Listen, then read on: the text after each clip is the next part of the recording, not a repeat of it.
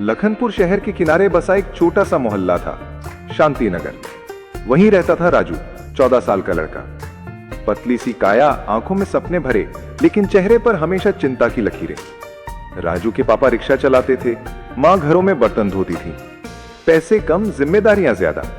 राजू रोज school के बाद दुकान में काम करता था ताकि घर का खर्च कुछ हल्का हो सके, लेकिन मन ही मन वो सपना देखता था, एक दिन मैं बड़ा इंजीनियर बनूंगा और मम्मी पापा को आराम दूंगा।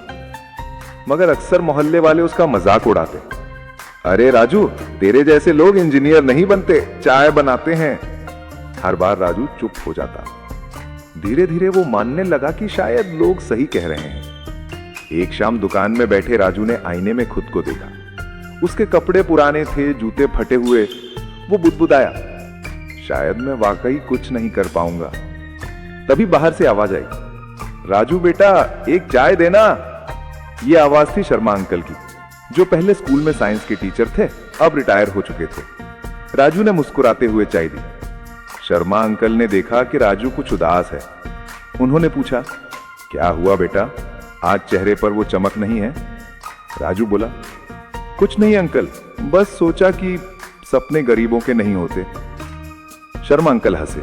उन्होंने जेब से एक छोटा सा कागज निकाला और उस पर लिखा, सोच बदलो, जिंदगी खुद बदल जाएगी।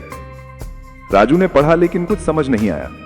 शर्मा अंकल बोले, बेटा, दुनिया को बदलने की जरूरत नहीं है, पहले अपनी सोच बदलो। जब तू खुद पर यकीन करेगा, दुनिया खुद तेरे कदमों में झुकेगी। ये शब्द राजू के दिल में उतर गए। अगले दिन से राजू ने अपना रूटीन बदल दिया। अब वो सुबह उठकर मोबाइल चलाने की जगह अखबार पढ़ने लगा।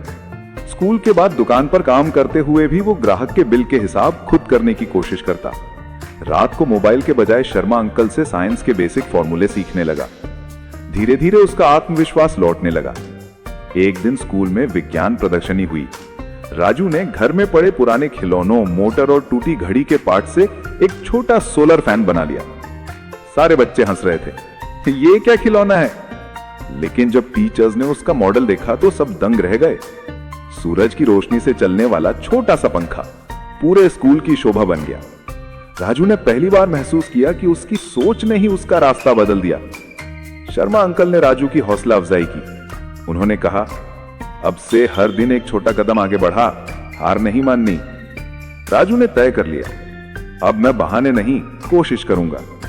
वो दिन में स्कूल, शाम में दुकान और रात में पढ़ाई करता रहा। थकान होती, नींद आती, लेकिन शर्मा अंकल की बात याद आती, सोच बदलो, जिंदगी खुद बदल जाएगी। 2 साल बीत गए। राजू ने 10वीं बोर्ड परीक्षा में पहला स्थान प्राप्त किया। मोहल्ले में मिठाइयां बंटी, लेकिन सबसे खुश थी उसकी मां। उसकी आंखों में एक चमक थी जो कभी बुझ गई थी। राजू का अगला सपना था इंजीनियरिंग कॉलेज में दाखिला लेना, लेकिन फीस बहुत ज्यादा थी। पापा ने कहा, बेटा, हमारे पास इतने पैसे नहीं हैं। राजू बोला, पापा आप चिंता मत करो, मैं खुद कुछ कर लूंगा।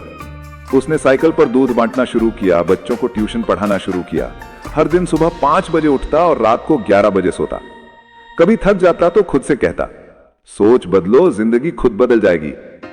आखिरकार राजू को सरकारी कॉलेज में स्कॉलरशिप मिल गई।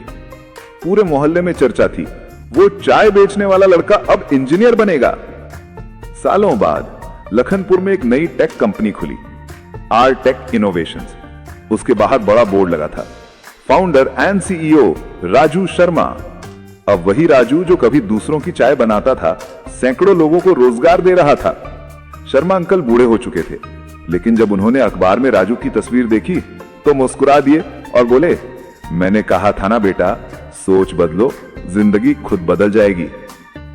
राजू की कहानी हमें यह सिखाती है कि जिंदगी हमेशा वैसी नहीं होती जैसी दिखती है। हालात चाहे कितने भी बुरे क्यों ना हो, अगर सोच सकारात्मक हो तो रास्ते अपने आप बन जाते हैं। जब हम हार मान लेते हैं तो सपने भी मर जाते हैं। जब हम सोच बदलते हैं तो हालात बदलने लगते हैं। दुनिया उसी की सुनती है जो खुद पर विश्वास रखता है। अंतिम पंक्ति, जिंदगी में तूफान आएंगे, लोग हंसेंगे, रास्ते बंद होंगे, लेकिन अगर तेरी सोच मजबूत है तो कोई भी ताकत तुझे रोक नहीं सकती।